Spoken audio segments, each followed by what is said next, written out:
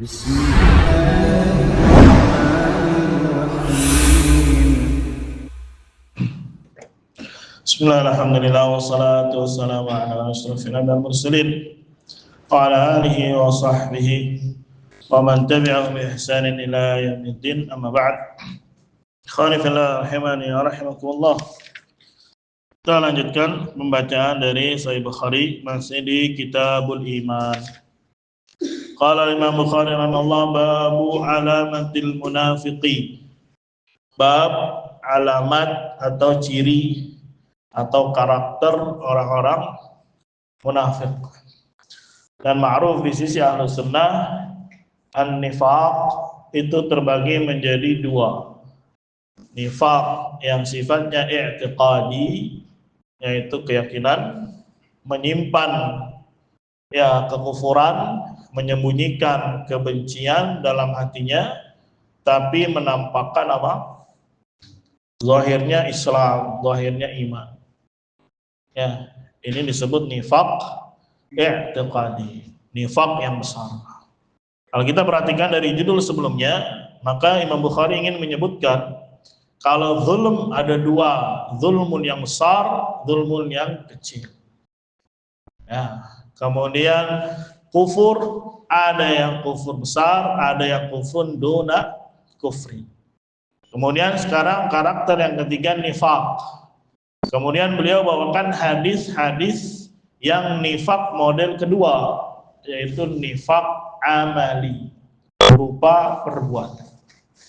Bedanya kalau nifaq i'tiqadi mukhrij 'anil millah, yang diancam oleh Allah, mereka lah fid darkil asfali minan nar. Sedangkan yang dibahas Imam Bukhari ini nifaq amali, ada keserupaan gitu, tapi tidak sampai mengeluarkan dari dini Islam. Tapi kalau ini ada, berbahaya, terus-menerus bisa mengantarkan dari nifaq amali menuju nifaq i'tiqadi.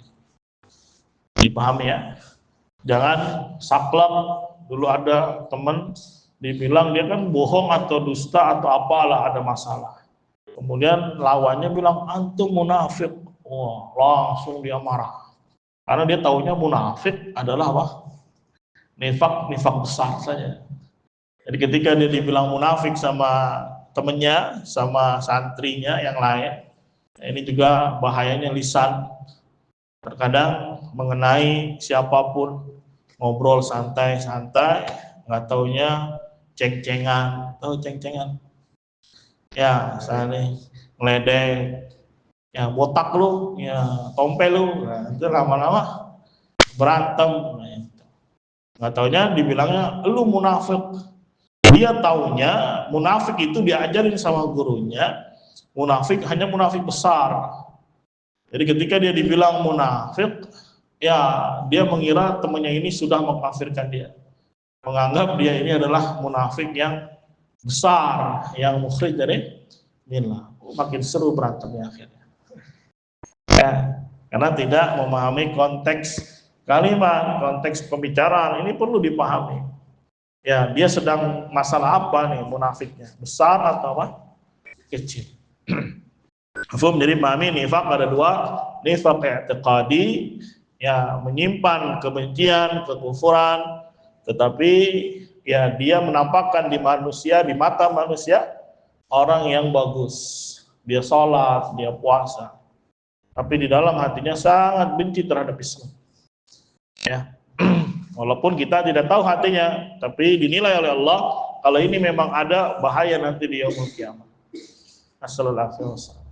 Nah, sekarang kita bahas yang model nifaq amali, tidak mengeluarkan dari apa? Dini Islam. Qala Imam Bukhari rahimahullah, haddatsana Sulaimanu Abu Rabi'i, gurunya Sulaiman Abu Rabi'.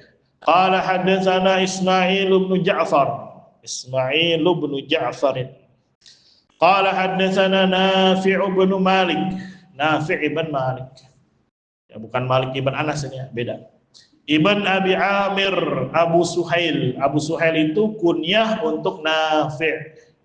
Jadi kalau ada nama bin kemudian kunyah, itu kunyah untuk yang pertama. Jadi Nafi' kunyahnya Abu Suhaib. An abihi, dari bapaknya. Berarti siapa bapaknya? Malik, orang Madinah. An Abi Hurairah, dari siapa itu? Abu Hurairah. Karena Imam Malik tidak bertemu dengan Abu Hurairah. Anin Nabi sallallahu alaihi wasallam. Lihat Abu Hurairah an. Ini berarti ada kesan Abu Hurairah tidak dapat langsung dari Nabi. Terus dapatnya dari mana? Dari sahabat yang lain. Kenapa sahabatnya tidak disebut? Karena semua sahabi itu terpercaya. Mau disebut mau tidak berpengaruh terhadap hadis. Ya, karena mereka kredibilitasnya tidak dipertanyakan lagi. Langsung dapat gelar radhiyallahu anhum wa radu'an. Makanya gelar tertingginya radhiyallahu anhu. Semoga Allah meridainya. Oh ya, ini akidah Ahlussunnah terhadap para sahabat Nabi. Berbeda nanti dengan Syiah, ya, yang mereka membenci hampir seluruh mayoritas para sahabat. Ya, sebetulnya membenci sahabat itu hanya sebagai batu loncatan untuk mencela siapa yang dimashub, itu yang ditemani, itu Nabi Muhammad SAW. Kan kalau sahabatnya jelek, berarti teman duduknya juga jelek, kan ke situ sebetulnya arahnya. Ingin menjatuhkan apa yang dibawa oleh Nabi Muhammad SAW. Karena ajarannya Nabi Muhammad dibawa oleh para sahabat. Ya, gampang untuk meruntuhkan Islam, kita runtuhkan pendakunya, itu, pemangkunya, itu para sahabat. Ketika ada kebencian terhadap sahabat, maka apa yang dia bawa pasti akan kita tolak, ikut dia, tertolak. Orangnya saja tertolak, apalagi ilmu berita yang dia bawa. Begitu. Makanya termasuk pembunuhan karakter, supaya tidak diambil ilmu seseorang, yang dibunuh banyak karakternya, orangnya. Ya, jadi bukan ilmu yang dibantah, bukan substansi ilmunya, poin pembahasannya yang dibantah, tapi malah yang diruntuhkan siapanya? Orangnya. Ya, ya itulah subhatnya atau perilakunya ahlul bidah. Ketika kalah dalam berhujjah, maka yang mereka lakukan adalah menyerang secara personal, dibunuh karakternya. Si fulan begini, si fulan begini. Ya, padahal seharusnya kalau dia ilmiah, yang dibantah adalah apa? Substansi masalahnya.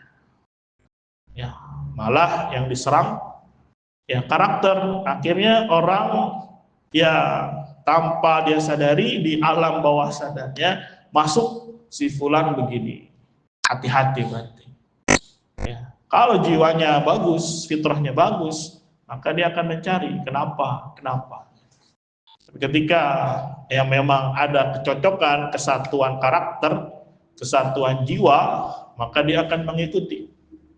Ya, tanpa perlu mencari. Alhamdulillah tadi ada yang WA dari jamaah umroh. Tadinya Ana sebelum umroh Ustadz izin dulu sama ustadznya. Ditanya sama ustadznya, antum mau umroh sama siapa? Mau sama Ustadz Mulki katanya.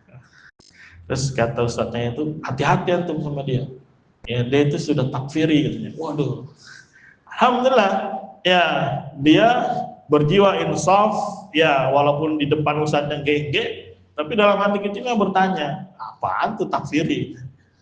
Ya, akhirnya cari tahu, alhamdulillah. Ya, tadi WA dia, ya, jazakallah khair, udah digini-gini, alhamdulillah, hidayah di tangan Allah, kita hanya menyampaikan. Ya, kalaulah dia jujur, serius ingin mencari, niscaya Allah Subhanahu wa taala akan mudahkan apa? Jalannya. Tanpa ta'assub. Ya, mafhum? Tanpa adanya apa? At-ta'assub. Semuanya jujur ingin mencari ilmu, ingin mencari ridhanya Allah Subhanahu wa taala. Mafhum? Ini para santri juga akan ada ujiannya. Jangan dikira belajar doang duduk. Ya, nanti ilmu yang telah antum ambil akan ada ujiannya di hadapan Allah Subhanahu wa taala. Dia udah tahu misalkan al-haq adalah A, ya, bahwasanya si fulan adalah pembawa kesesatan, tapi dia santai, dia slow, ya. Hati-hati, antusibahum fitnah, akan ada fitnah yang menimpa dia ketika apa? Ilmu tidak dijalankan. Ya, jangan dikira enak belajar. Ya, satu sisi nikmat belajar, tapi satu sisi ujiannya apa? Besar. Satu sisi ujiannya besar. Mau nggak dia bertahan? Mau nggak dia jujur? Dan hari Nabi SAW maqal ayatul munafik salasun. Ayat artinya tanda. Ayat itu bisa diartikan apa? Tanda. Tanda alamat orang munafik itu 3, mubtada khabar. Idza haddatsa kadzaba. Haddatsa itu menyampaikan cerita atau berbicara, maka jawaban dari idza kadzaba, dusta dia. Ya. Wa idza wa'ada akhlafa. Dan apabila dia berjanji akhlafa, mengingkari. Wa idza tumina khana, dan apabila diberi amanah dia apa? Mengingkarinya atau berkhianat. Ini salah satu tanda munafik. Munafik apa? Amali. Karena dengan kecocokan yang sebelumnya beliau bahas zulmun duna zulmin. Sebelumnya lagi kufrun duna kufrin. Karena masalah iman akan dihadapi dengan masalah ini, kekufuran, ya, kezaliman, kemunafikan, maka perlu dirinci, perlu dipahami apakah dia yang bisa menghancurkan iman atau mencoreng keimanan. Ya, terlebih seorang dai itu ibaratnya tabib. Apa tabib? Dokter. Ya, yang mengobati bukan masalah fisik memang. Ya, orang mungkin nggak bisa jalan, diobati. Orang gatal-gatal diobati, pusing diobati, demam diobati. Tapi ini dia menjadi dokter jiwa, dokter hati. Kalau dokternya saja sesat, maka gimana pasiennya? Ya, udah pasiennya gila, dokternya sesat. Coba bagaimana akan jadi jawaban? Ini pasiennya gila, dokternya apa? Sesat. Gimana coba akan tumbuh peradaban yang indah? Ya, maka jadilah dokter-dokter yang betul-betul mumpuni dalam masalah akidah, supaya tidak menjerumuskan manusia ke dalam kebinasaan, menjerumuskan manusia ke dalam ya jurang kehancuran. Jadi apa yang Nabi kabarkan ini adalah nifaq amali. Nifaq apa? Amali. Dan dia tidak mencoreng asal iman, hanya saja dia tidak meruntuhkan asal iman, hanya saja mencoreng. Bedakan ya, meruntuhkan berarti merusak, menjatuhkan, menghancurkan. Tapi kalau mencoreng tetap ada, cuman mungkin cacat. Rombeng, atau rombeng. Sama atau rombeng? Apa rombeng? Ya, barang-barang yang tidak digunakan, rongsok itu. Rombeng tuh baju bolong-bolong, kotor. Nah, itu rombeng. Tapi masih bisa dipakai. Ya, kalau yang kadang-kadang bisa digunakan, rongsok. Ya, namanya rongsokan. Ya, dapat kosakata baru tuh. Rombeng sama rongsok. Ya, jadi asal imannya tetap ada, tidak hancur, tidak musnah. Hanya saja tercoreng-coreng. Nasallallahu alaihi wasallam.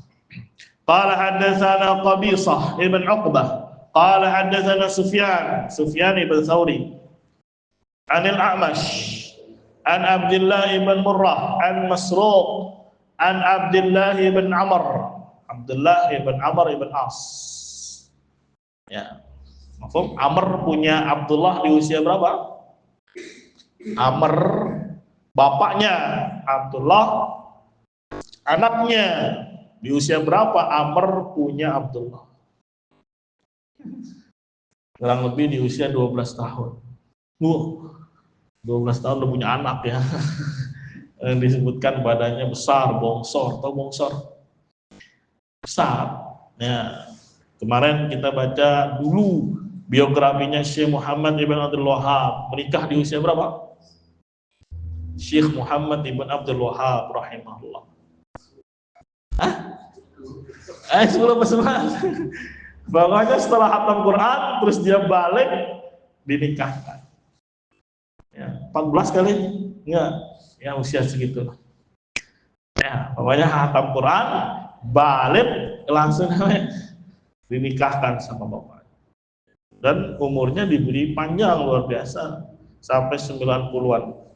92 atau 90. Syekh Muhammad Ibn Abdul Wahab rahimahullah ta'ala. Wafam anna Nabiya sallallahu alaihi wasallam qala, bahwasanya Nabi berkata, arbaun, ada 4, man kunna fihi, barang siapa 4 ini ada pada dia, kunna isimnya, hunna kembali ke arba'ah, fihi, hi kembali ke man. Jadi terjemahannya 4 gitu. Barang siapa yang 4 ini ada padanya, maka jawaban dari man, kana munafiqan khalisan, maka dia munafik yang murni. Murni dalam artian sangat serupa dengan nifak i'tiqadi. Tetap dia nifaknya amali, tapi paling mirip, paling murni seperti nifak i'tiqadi. Ini menunjukkan nifak juga bertingkat-tingkat. Zulm bertingkat-tingkat. Kufur bertingkat-tingkat. Ya. Jadi kalau 4 ini ada semuanya pada dia, maka dia munafik khalisan, munafik yang murni. Bukan berarti dia jatuh ke i'tiqadi, tidak. Tetap dia derajatnya i'tiqad amali. Hanya saja serupa. Kalau bikin klasemen, ya misalkan klasemen 1 sampai 20, ya. Kalau semen yang degradasi itu mungkin di 19 sama 20. Nah, ini sudah keluar dia dari dinul Islam, keluar ke kasta B. Nah, yang khalis ini mepet nih di umur, bukan di nomor ya 18 misalkan, 19 20 keluar degradasi. Sedangkan 18 mepet tuh, makanya dikatakan mirip dengan yang akan terusir. Paham ya? Kan ada dulu kalau bola kan ada Liga 1, Liga 2. Ya. Siapa yang akan digusur, ya dipindahkan ke Liga 2 kalau dia di nomor berapa? 2 terbawah lah, anggaplah. 2 terbawah, 19 sama 20 misalnya. Maka yang 18 inilah yang dinamakan munafik khalis. Ya, paling mirip dengan yang tergerus. Begitu. Bukan maksudnya dia adalah nifak i'tiqadi. Enggak, tetap dia nifak amali, tapi apa? Derajatnya mirip, ya punya syabih yang kuat dengan nifak i'tiqadi. Apa saja dia? Nanti lanjutan lagi. Wa man kanat fihi khaslatun minhunna, barang siapa yang khaslah isimnya kanat, satu perangai ada pada dirinya, minhunna dari 4. Jadi ada salah satu dari 4 ada pada diri dia, kanat fihi khaslatun minan nifaq, maka pada diri dia ada perangai dari kenifakan, hatta yada'aha, sampai dia meninggalkannya. Nah, di sini juga dipahami nifak amali bertingkat-tingkat. Ya kalau ngumpul 4 parah ini.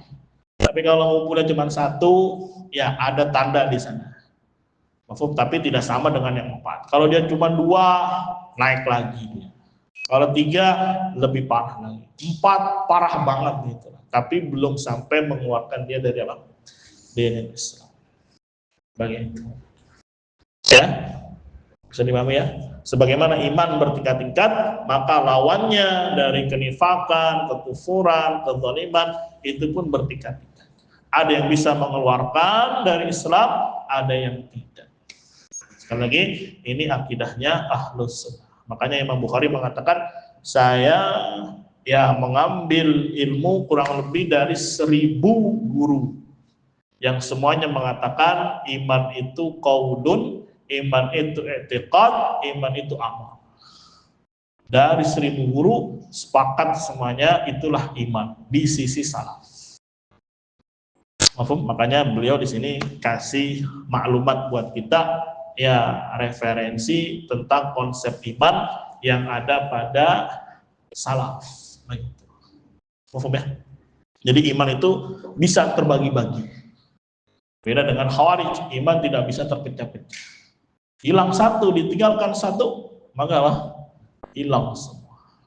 Beda dengan Murji'ah, emang dari awal tidak masuk amal, tidak masuk sebagai iman, apapun yang dikerjakan dari kekufuran tidak masuk.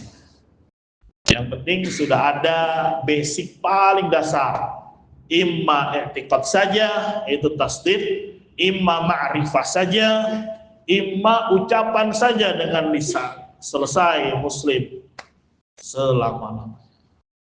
Ya, lagi rame yang masuk Islam siapa? Betinju. Chris John. Ya, doain ya Pak, semoga Allah ya perbagus Islamnya, semoga Allah kokohkan. Ya. Kenal nggak Chris John? Kenal. Yang kecil-kecil nggak kenal siapa lah Chris John. Extra Joss dia.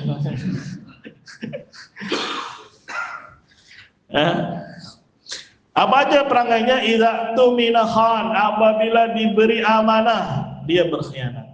Nih tolong ya jagain duit nih 1 juta misalnya. Ya, gua mau pergi dulu nitip dulu di rumah nggak ada yang jagain, pulang tinggal 100. Kita kemana? Gue tahu tadi duitnya kayaknya diacak-acak sama bocah. Ya gimana ceritanya? Terus nggak mau ganti itu. Nah ini ada perangai apa? Nifak. Ada perangai nifak. Tapi nifak apa? Amani. Wa idza haddatsa kadzaba. Kalau ngomong, kalau berbicara, kalau menyampaikan berita, kadzaba, dusta. Hati-hati yang suka makan bakwan 5 ngaku 3. Ada perangnya apa? Nifak. Ada perangai apa? Nifak. Ya. Ingat banget pesan bapak anak dulu, lu ngomong apa aja pokoknya jangan pernah bohong aja. Ya, ternyata anak sekali bohongin bapak anak. Wah, marahnya sekali dia. Ya, anak bilang, "Pak, mau sholat di mana?" Sholat Jumat di Al-Ajom di Tangerang. Nggak taunya habis sholat di Al-Ajom anak nggak pulang. Anak langsung lari ke Bandung, mondok. Bapak anak nyari di mana bocah ini udah malam nggak pulang-pulang. Ya, bertelepon, "Mama udah di Bandung." "Wah, lu bohongin gua." Waduh, kayaknya gimana ini hati. Ya, habis mau mondok nggak dikasih, kabur aja udah. Ya, di rumah kalau bilang mondok pasti dihalangi, nggak boleh pergi. Udah, nah bilangnya, "Pak, mau ke ini, mau sholat Jumat." Dia lajong, bawa tas kecil aja. Nggak taunya habis pulang dari Al-Ajom langsung ke Arimbi, itu Arimbi buat nanas. Dulu legend itu, sekarang masih ada juga ya. Nah, udah naik situ ambil yang siang sampai Bandung malam. Ya, insyaallah pelajarannya, memang anak muda harus punya tekad gitu. Ya, jangan takut, insyaallah Allah yang beri apa rezeki, Allah yang beri apa rezeki. Wa idza ahada ghadara, apabila dia ahad itu mengikat perjanjian. Ghadara itu melanggar. Ya, janjinya kapan, enggak taunya begini, mengingkari dan sebagainya. Wa idza khasama, apabila berantem, khasama itu berantem, debat. Fajara, dia berbuat fujur. Ya, keterlaluan mungkin dalam bertindak, misalkan dia dipukul sekali, enggak taunya dia mukulnya apa? Berkali-kali, 5 kali, wah ceprot gitu. Oh, gue balas tuh berdebur. Ya, atau sama berdebat juga, tapi apa? Ya lari-lari kemana-mana gitu, nggak ke substansinya. Ya larinya ke karakter, nyerang karakter, dibongkar aib. Ini termasuk fujur, termasuk apa? Fujur. Ya, maaf, misalnya lagi debat mana, nggak taunya dia larinya kemana-mana, bunuh karakter. Ya ngapain lu? Ya gue tahu lu masa kecilnya gitu kan, yang suka berak di celana kan, wah, lari mana-mana. Ya anak kecil siapa yang nggak suka berak di celana kecilnya? Ada di sini kecil nggak pernah berak celana. Nah bintang, nah kecilnya dulu nggak pernah, bener nggak pernah berak di celana. Ya kayak pampers juga berak di celana. Nah itu namanya fajar. Berbuat maksiat, berbuat fujur. Tabahu Syu'batun 'anil A'mash. Syu'bah dari A'mash ada riwayat penguat. Kalau di atas kan Sufyan dari A'mash. Nah, ada riwayat yang kedua, muridnya A'mash yaitu Syu'bah. Jadi A'mash punya dua murid, Sufyan Tsauri dan Syu'bah Ibn Hajjaj Abu Bistam. Paham? Ya, Syu'bah siapa nanti muridnya? Ya bisa jadi muridnya Qabisah. Nanti bisa dicek lagi siapa murid Syu'bah. Al-muhim di sini ada dua jalur, Sufyan Tsauri A'mash, Syu'bah A'mash. Itu teranggap udah dua jalur itu. Teranggap sudah berapa jalur? Dua jalur. Ya. Ini perhatikan ya, apa yang ditulis Imam Bukhari dari bab iman, ada sesuatu yang merangkai iman di awal-awal. Ya kalau antum ikuti dari awal atau bisa dengar kembali, ya di situ kita bab rinci, ada asal iman, ada kamal iman yang wajib, ada kamal iman yang mustahab, kemudian apa saja yang bisa merangkainya dan seterusnya. Kemudian beliau di sini bahas di bab-bab ini apa saja yang bisa merusak. Ya, hanya saja beliau di sini menyebutkan yang kecilnya, zulmun duna zulmin, kufrun duna kufrin. Nah, di sini juga ya nifak yang sifatnya amali. Ya, semoga dengan pengetahuan ini bukan hanya sekedar ilmu, tapi juga mengakar di dalam hati kita ya, untuk yang memberikan sinyal kepada tubuh kita, mata, tangan, lidah ya, untuk menghindari perangai-perangai kemunafikan. Kalau ngomong jangan berdusta. Kalau nggak bisa jangan janji. Misalnya, ya kalau diberi amanah ya dijaga dan seterusnya. Karena sekali lagi itu bentuk maksiat yang bisa mencoreng keimanan. Semoga Allah jaga kita, semoga Allah lindungi kita, semoga Allah berikan kita keistiqomahan. Semoga Allah Subhanahu wa taala ya terus ya berikan kita taufiknya. Amin ya rabbal alamin. Subhanakallahumma wa bihamdika asyhadu an la ilaha illa anta astaghfiruka wa atubu ilaik. Assalamualaikum warahmatullahi wabarakatuh.